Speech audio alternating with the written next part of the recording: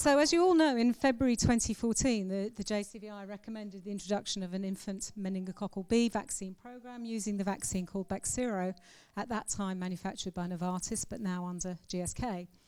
And even before this, those of us who now who work in the new organisation Public Health England, relatively new organisation Public Health England, have been working to try and plan how we might introduce this vaccine, what we might have to do to get this vaccine in as safely and effectively as possible and as quickly as possible should the recommendation go ahead.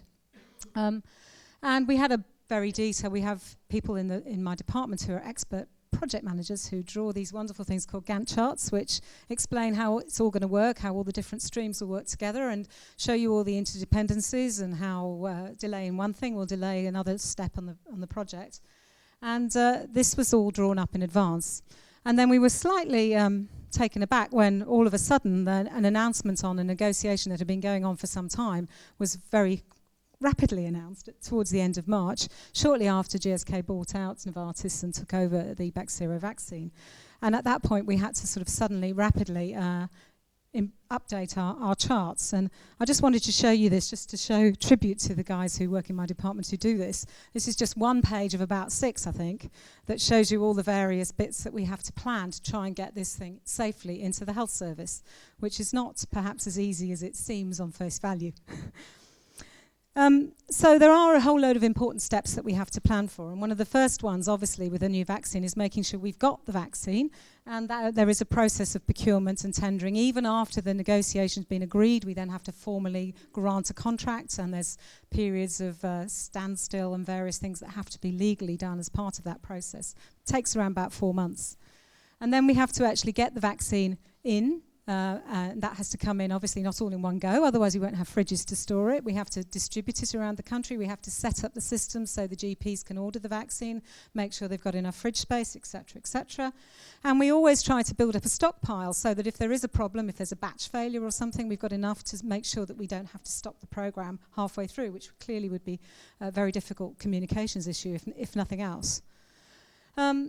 And then the next stage, and the one we're trying to sort of kick off at the moment, is actually to negotiate for the delivery of the program. And at the moment, the plan is to do this, obviously, through general practitioners, because that's where most of the vaccines are currently delivered anyway.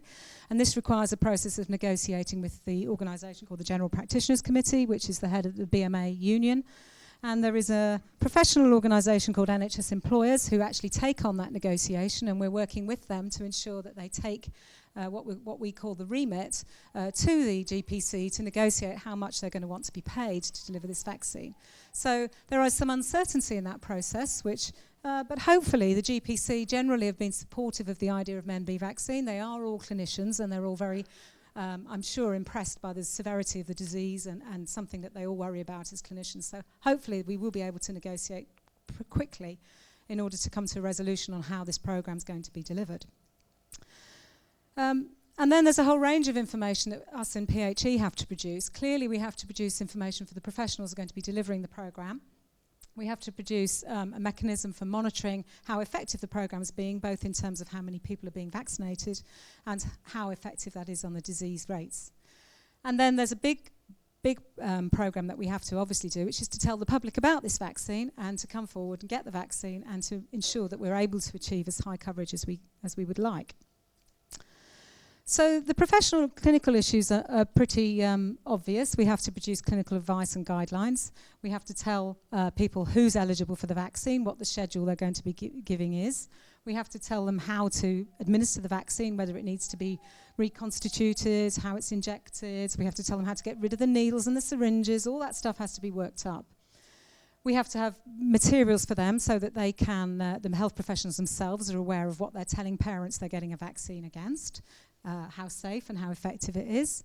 We have to do these things called patient group directions, which is the mechanism by which you can ensure that a nurse gives a vaccine to a child without having to have a doctor writing a prescription for every single child. So that has to be set up. We produce frequently asked questions, obviously, for those parents who want to ask specific things. My child's had this, my child's just come back from somewhere, my child's had a reaction to another vaccine. All those sorts of questions have to be worked out in advance as much as possible.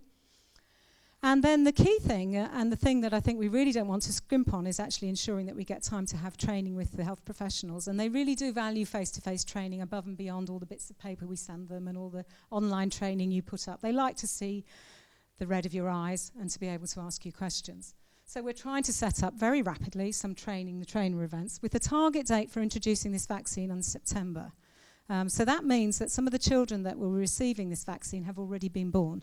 And in fact, there was a rumour that Kate had waited until the 1st of May in order to get her child to have the vaccine, but I'm sure there's no truth in that. And obviously, a lot of this culminates in the famous Green Book chapter, which I'm sure those of you that work in clinical practice are familiar with, but that's where all our clinical advice is sort of brought together.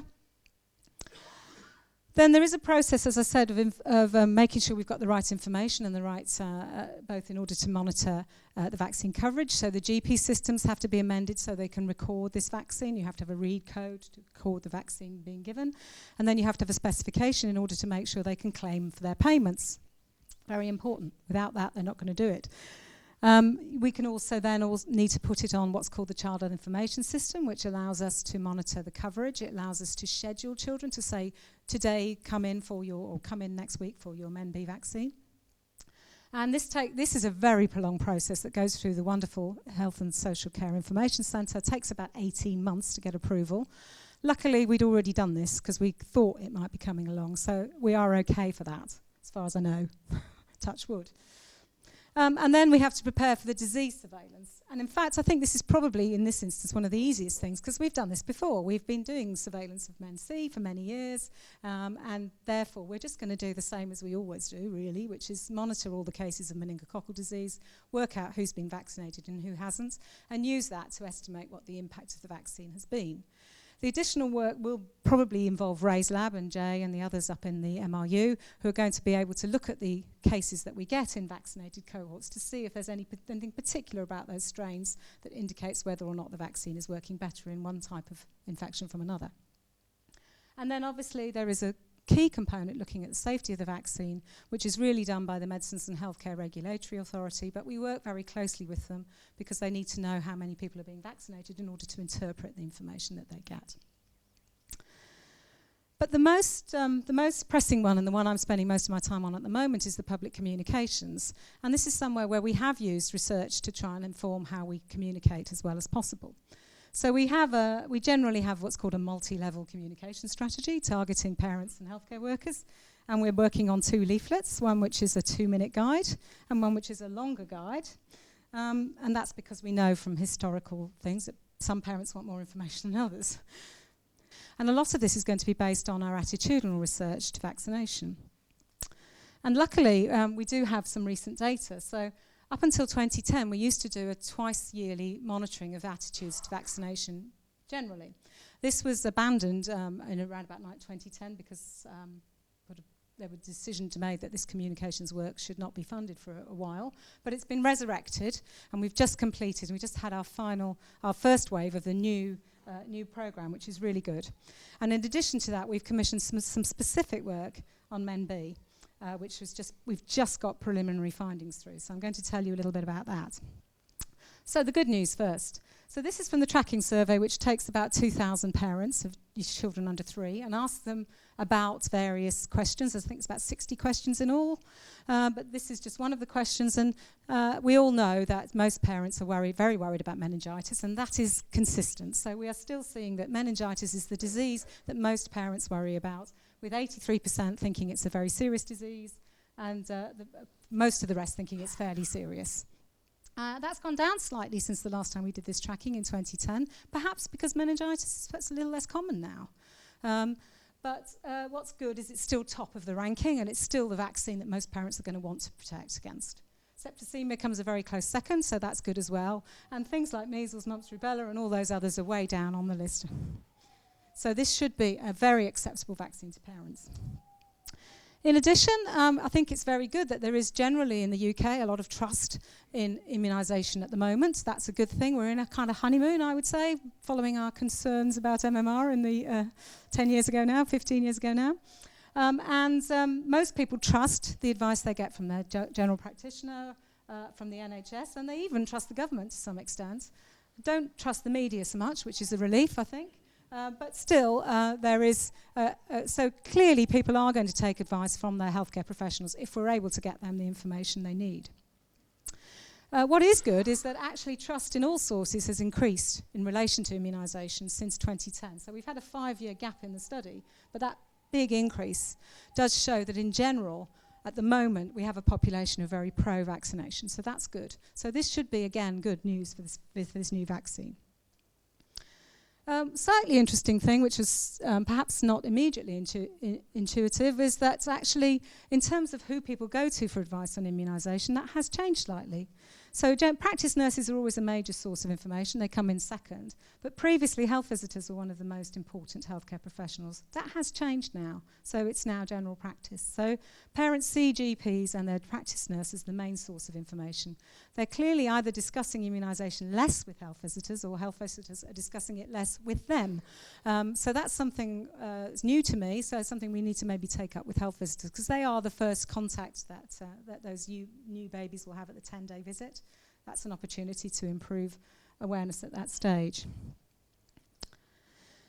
So that's the good news. And then this is some of the very preliminary findings. This work was conducted by Helen Bedford at the Institute of Child Health. Many of you will know her. Worked in this area for a long time, jointly with her colleague in New York in Valid Research, Kath Jackson. So this is extremely preliminary, and it represents, I can't remember how many parents they interviewed, but it's quite a large number of parents.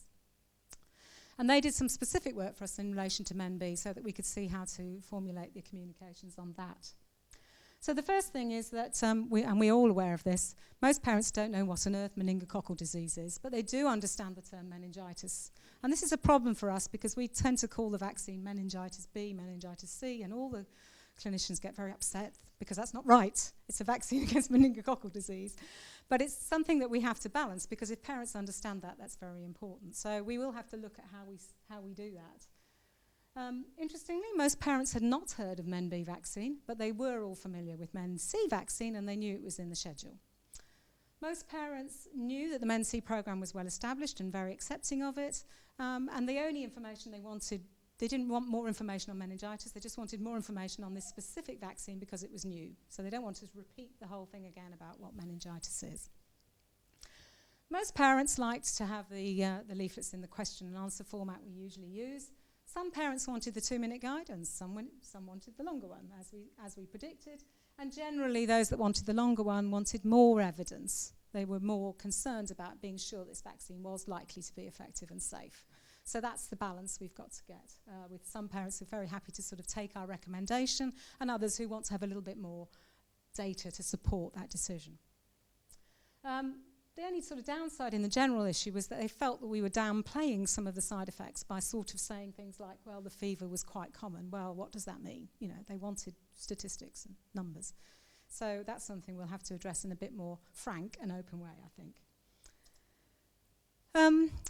One other bit of good news was now the schedule we're going for this vaccine is going to give it at 2, 4 and 12 months of age.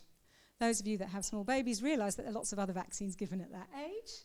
So the first dose will be given with a combined DT, AP, IPV, Hib vaccine, with PCV13, pneumococcal vaccine, and rotavirus. So that child will have 3 injections and an oral suspension at that age.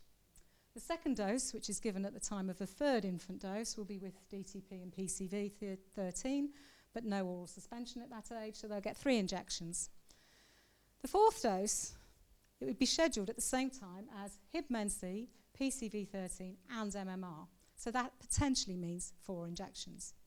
So one of the things we wanted to check out was what parents felt about this. And perhaps quite surprisingly, they all wanted to have it in one go. They didn't want to mess around, coming back another time. They wanted to get it over and done with as quickly as possible.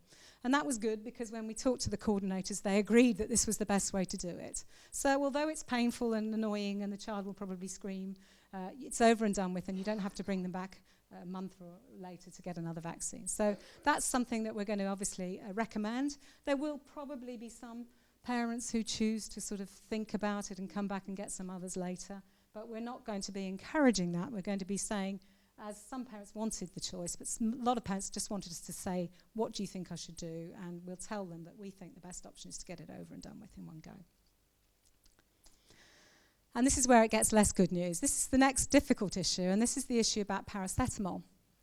So those of you that have read about this vaccine are aware that actually it does have a tendency to cause fever. And given the expectation of fever, JCVI have recommended that we should use prophylactic paracetamol in all children who have been vaccinated in infancy. And they've recommended that we should give 1 dose around about the same time as the vaccine itself, and then 2 doses 4 to 6 hours later. Now, this is unfortunate because it goes against the advice we've been saying for the last 5 or 6 years, where we've been telling people, don't give prophylactic paracetamol, have paracetamol if your child gets a fever, but don't give it prophylactically. And the reason we've been saying that is because there was a study that suggested that if you did give paracetamol, it reduced the response to the routine immunisation antigens. And so we've been really selling that, and we've spent many years reversing the previous situation when kids tended to get given paracetamol quite regularly.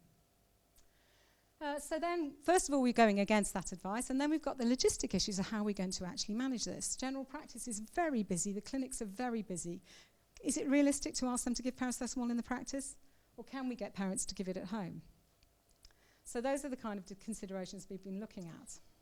And just to go through the data for you, just to understand why it is. So this is just one of the big RCTs done with Bexsero that suggested what the actual rate of fever was likely to be. And what they showed was that about between 26 and 41% of children with Bexsero, when given alone, got a fever, similar to that you get after the routine vaccine, but when you give them all together, it goes up to about 50 to 61% get some kind of fever.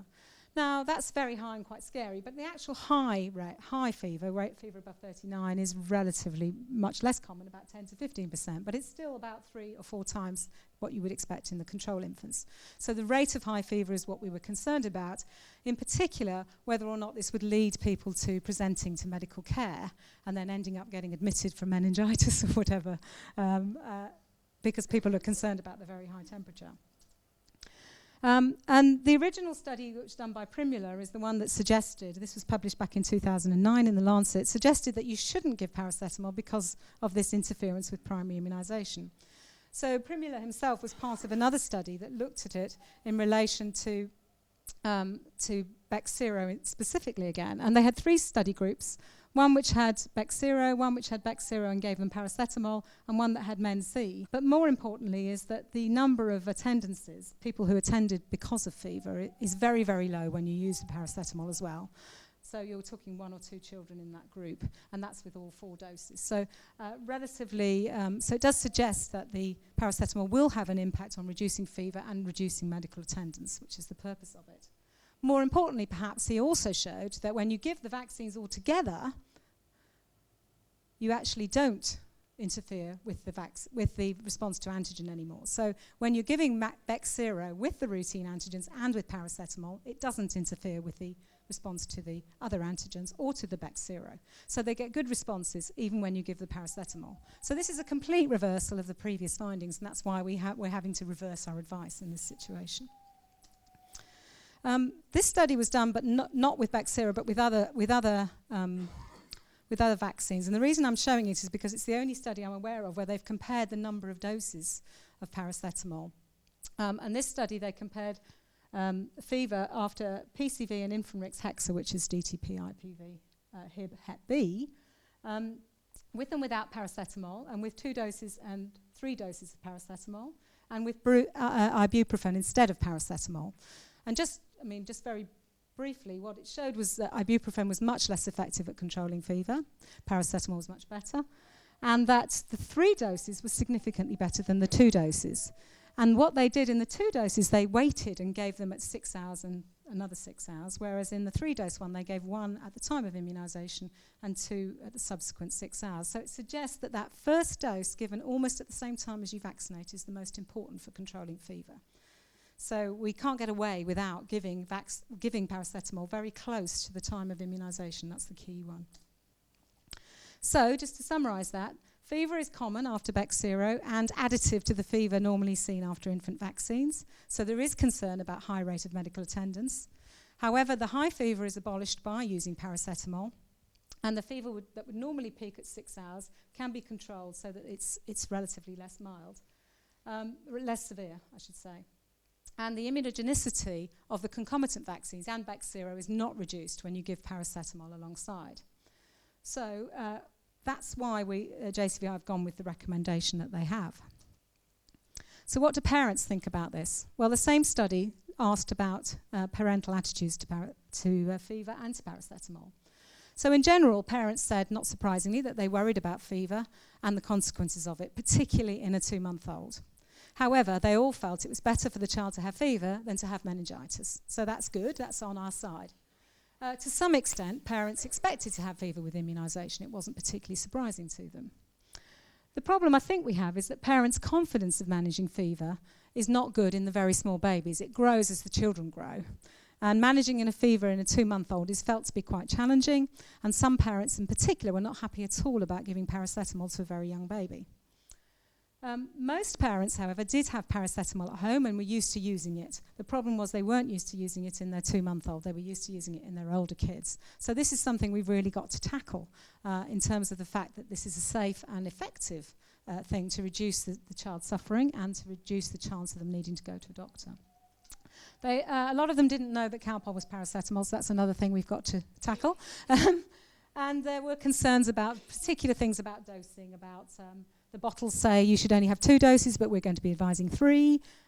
Should they wake a sleeping baby if it's due for the next dose? Should they give a dose if they spit it out? All those sorts of practical things we're going to have to address. But in summary, what we've decided to do is, basically most parents and most health professionals agreed that providing sachets, for example, that were larger than required doses, complicated, impractical and wasteful. However, the provision of bottles to parents is probably too expensive and would be very difficult for storage in general practice, for example. So the sachet, which is what we were thinking of giving out, was not thought to be very useful because parents thought it's very difficult to give half a sachet. You can't seem to get 2.5 ml sachets for some reason. And so I think our longer term strategy is that we think parents should have their own Calpol, paracetamol at home and use it. But we appreciate that actually we've got to tell them about that, and we've got relatively limited time to tell them about that. So we're going to try and alert them to the fact that they need to do this before they bring their child to immunisation. And we're going to try and flag it in the Red Book, the book they get given at birth. In the baby literature, for example, the Bounty, where you're putting your symptom cards, would be a good place. Try and get the health visitors and the GPs to reinforce that. But as an interim measure, we're proposing that when we start in September, if we go ahead in September, which is not much time, and as I said, the children have already been born who are going to have that vaccine, that we need to offer a sachet to get them going and tell them on the way home to get a bottle of paracetamol in the chemist. That's the plan. So for the first visit, we're going to give them 1 sachet with a syringe or spoon. So just to summarise about the implementation, there's considerable amount of additional steps that we need to ensure the programme is safe. Many of these are informed by our research base and our attitudinal work. We know the vaccine's likely to be acceptable. The major concern is around fever and paracetamol. That's our difficult thing I think we've got to do. Multiple injections aren't a big problem. The complexity of the schedule is, however, a real concern for general practice. This is a very complex schedule, and we've had quite a few errors with the current schedule. So I can imagine how easy it is to give the 3-month-old child the doses they should have got when they were 4 months, etc., etc. So there really is an issue around workload and training for the vaccinators, and I think they're really important for us to get them on board. And unfortunately, this has coincided with another programme that we're going to be doing hopefully later this year, which is to handle this increase in Men-W. I'm just going to quickly go through what's happened on this. So this is the total number of cases of meningococcal disease per year since 1998. You can see that the overall numbers have declined, which is good news, obviously, particularly the decline in C that we saw when the vaccine came in, but also the decline in B, which we can't quite explain. The little black thing is what's concerning us, and it seems quite small on this graph, but when you look in the next one, it's a little bit more scary, because these are the numbers of meningococcal W infections we've seen year on year. These are cumulative graphs year on year, and needless to say, the top line is this year. So we're already looking at about double the figures for last year, which were already double the year before. So this is an unprecedented increase in Men-W, in my experience, and I've been working in meningo since late 1990s. So this increase seems to be associated with the emergence of a specific virulent clone, which has been emerging since 2008, phenotype 2A1.512. And this clone is a member of the ST11 complex. And this complex, clonal complex, has been associated with problems about meningococcal disease, with periods of high incidence and high case fatality in recent years. It was the clone that was responsible for the increase in Meningtis in the UK in the late 1990s, that finished when the vaccine came in. It's responsible for the Hajj-associated outbreaks in the 2000s. It's been responsible for epidemics in Africa in early 2000s, and more recently in South America and South Africa. And the sequencing of this strain, which my colleagues in the reference lab have done, shows that it's similar to the disease causing problems in South America. The first age group at risk are infants. The largest number of cases, this is just in the last couple of years, are in infants, not surprisingly, same as we see for all meningococcal disease. The second most common group is 1-year-olds, again, not surprising. Then we have a blip in the teenage years. Now, this is a 5-year cohort, so obviously it's much lower incidence than the other two groups. But essentially, we see a peak around 18 again, like we did for Meningtis.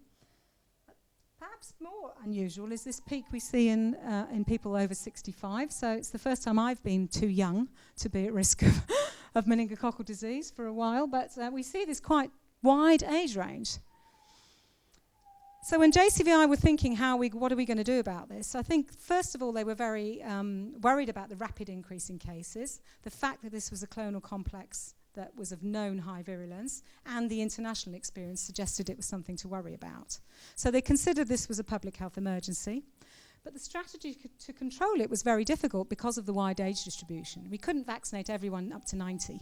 That would be ridiculous. And so they thought about whether we could actually replace some of the current vaccine that's given as Men-C with a quadrivalent vaccine that covered Men-C and Men-W and Men-A and Men-Y.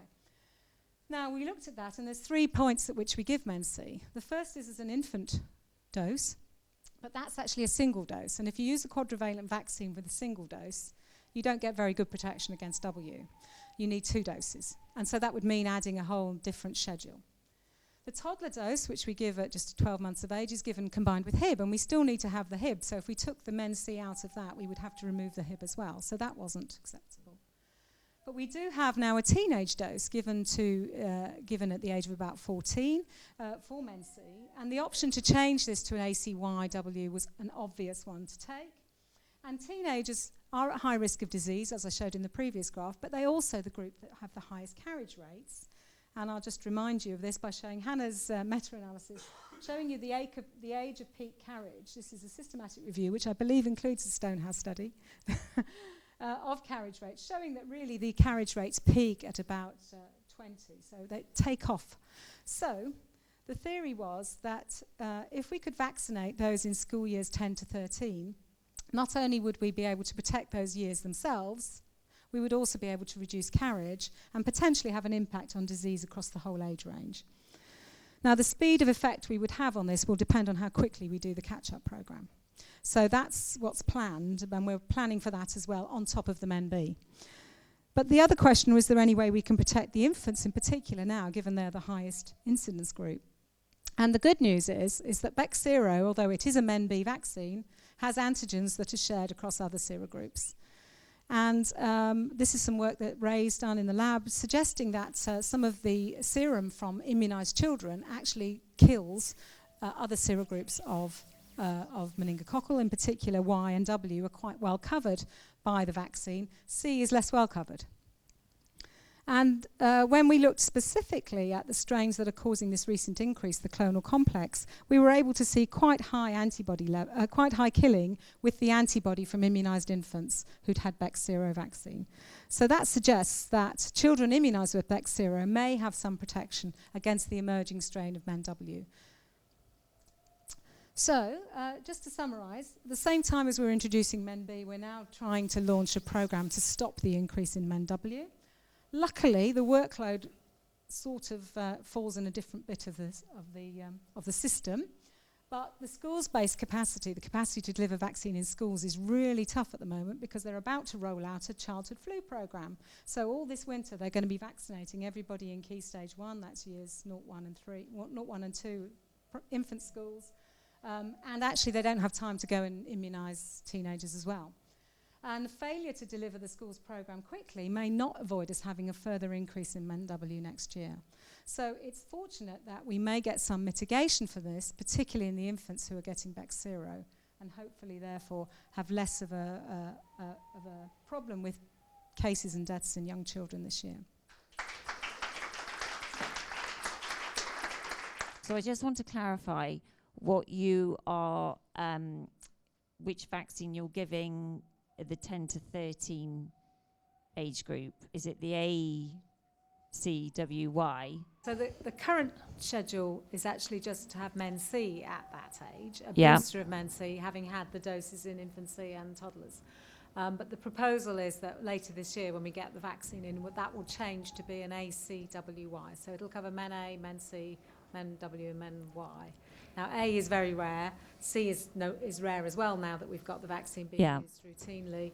W is the one that's on the increase, and Y is sort of relatively uncommon. I know obviously you can't include it in the same vaccine, but the actual time that they have it, because you've talked about carriage being high in a few years' time, admittedly. At the moment, there isn't, and that's because the work that Hannah was talking about, the cost-effectiveness work, the problem with cost-effectiveness is you're paying a certain amount of money to prevent a certain amount of disease, and the peak of disease for Men B is in infants. The big unknown question is whether if we gave that vaccine, the Men B vaccine, to adolescents, it might reduce carriage, which could potentially have a bigger effect overall across the whole age range because of this issue about teenagers carrying. We don't have enough certainty about that yet to sort of bank on that. And if we were to introduce the vaccine, it would take many years to show whether that impact really was being realised. So it's a bit of a gamble with this vaccine because it's a different vaccine from the conjugate vaccines. It works in a different way. So at the moment, there is no plan. But one of the key things we need to do is follow on from Jenny's work, is to do some studies in that age group to see if Bexsero given to teenagers could probably protect them themselves, obviously, but also reduce carriage, which would make it probably a better overall strategy than the current programme we're about to start this year, which is aimed at small infants. People want to have it done privately. Isn't it crazy that the GPs don't all do that? Because we had to go to Nomad, go in a shop effectively, pay £180 to have it done, where I would love to go to the GP in a proper medical environment and I would have paid the same money. Unfortunately, it's up to individual GPs whether or not they will offer private care to their patients. There are some legal limitations about them charging their patients for things, because what we don't want is people referring their own patients to themselves and making money out of it. That's a way of sort of potential fraud. So there are some legal limitations on general practice doing that. And as you know, general practitioners are incredibly busy and the workload is so it's up to them really. It's an individual decision. So it's unfortunate that GPs can't do that. That the new vaccine will be only from babies, say, for example, from the 1st of May. Yeah. So then there's all the babies that were born who know it's available. First of all, we have to get buy enough vaccine to do the right number of children, and we're targeting the people who are at highest risk. So clearly the furthest you go away from the high risk children, the less value you're getting for the vaccine you're buying. And unfortunately, that's the way the NHS works, because if we spend money on vaccinating an older child, then we are preventing somebody else having a hip replacement or treatment for cancer, and that's how the system works. And that's why we have to do the cost-effectiveness studies that Hannah talked about. Obviously, our concern is to make sure that those are done as well as possible so that we are making the right decisions between what we spend our money on. But unfortunately, those are the rules kind of the health service has to play by at the moment. Given the fact that under 1s are at the highest risk of W and then under 2s are at the second highest risk, and also that Bexsero is thought to perhaps cover W, do you think there's any scope for extending the catch-up campaign to go beyond 4-month-olds? Obviously, once the programme's in, then there will be cohorts of children who will get their booster at 12 months, so they will hopefully be covered for the second year. And still at that age, B is the predominant, so although W is increasing, B still dominates. So the key thing is to get as many people protected against B, and if it also happens to protect against W, that's a bonus, I think. But, we will have from later this year those children who have the sort of born on the 1st of May who might get the first doses in the catch-up programme will get their booster, you know, within 6 months. So by next winter, they'll be in that age group. You talked before about the teenage age group, and the JCVI recommendation was for there to be a study, and I just wondered we haven't heard very much, at least publicly, about what's going to happen. I know that the study that Jenny's just talked about has already happened, but there's no sort of intervention bit in that, and I just wondered if there was a plan. So I think there was general acceptance that the study was important. I think there are some methodological issues that need to be worked through in relation to what we're powering the study on, particularly in relation to the strain coverage of the carriage isolates, if we were looking at that. And that's, Ray's been doing some preliminary work to sort of hopefully inform that. Unfortunately, the men ACYW messes up the whole thing because if we start vaccinating that age group with that vaccine, we will see a change in carriage. So we're now looking at different sorts of study designs to see whether we could potentially have an arm with Bactero and an arm with ACYW, and whether that would be the best way to really tease that out. But that's going to increase the power. You're going to need more cases because of the potential impact of ACYW. So hopefully once Jenny's results are through, we'll be able to use that along with Ray's work to kind of plan a study much more carefully. I think it was probably going to be bigger and therefore take longer than we'd originally anticipated because of the programme in teenagers.